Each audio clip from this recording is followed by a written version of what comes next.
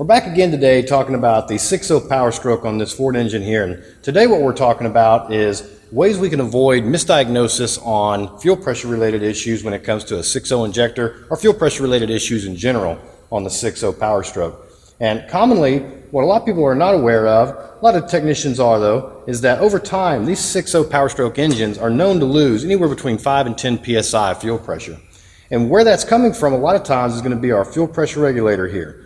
And when we open this up, and we're going to show you that here in just a second, you're going to see there's quite a few gaskets that have to be replaced, quite a few little things in there that we want to make sure we replace at the same time we're tearing it apart. But one of the most important components, and I'll show you that now, I've already got these bolts broken free, so I'm going to pull these out.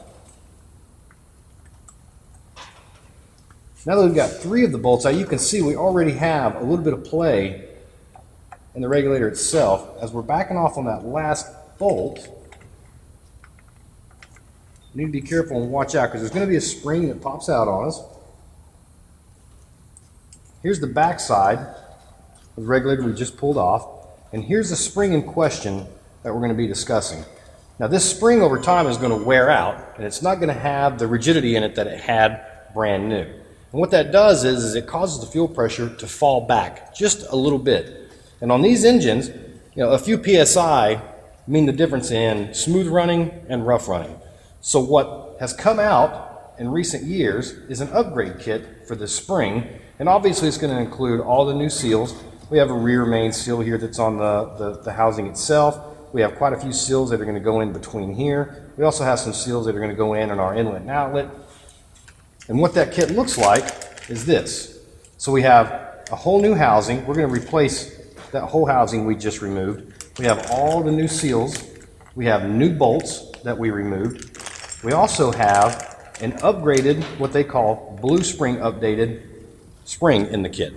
And what that kit's going to do, it's going to rebuild the fuel pressure by 10 to 15 psi. So again, over time, these are known for losing 5 to 10 psi. We're going to rebuild it 10 to 15.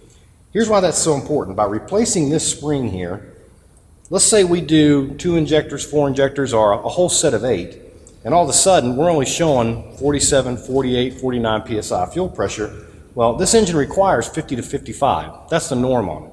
So if we know we're below 50 by only 2 or 3, we're in that range of 5 to 10 that this engine's known for losing in fuel pressure. So by simply replacing this spring and upgrading it with the blue spring update kit on the fuel pressure regulator, we could potentially resolve a major issue without ever going back in and removing injectors, testing injectors. It just makes the life a lot easier when it comes to resolving fuel pressure related issues on this motor. Now another piece to that is, we talked earlier in another video about the importance of maintaining, checking, and replacing the horizontal fuel conditioning module on this particular engine.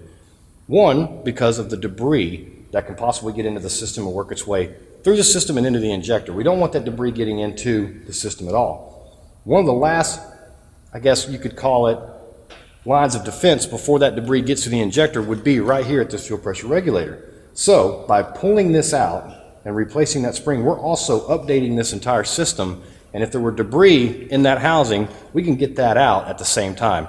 So assuming that we've done 2, again, 4, 8 injectors and a blue spring update, not only have we verified there's no debris in here that's going to get to the injectors, but we've also made sure that the correct fuel pressure is going to be there when we turn this truck back on for the first time.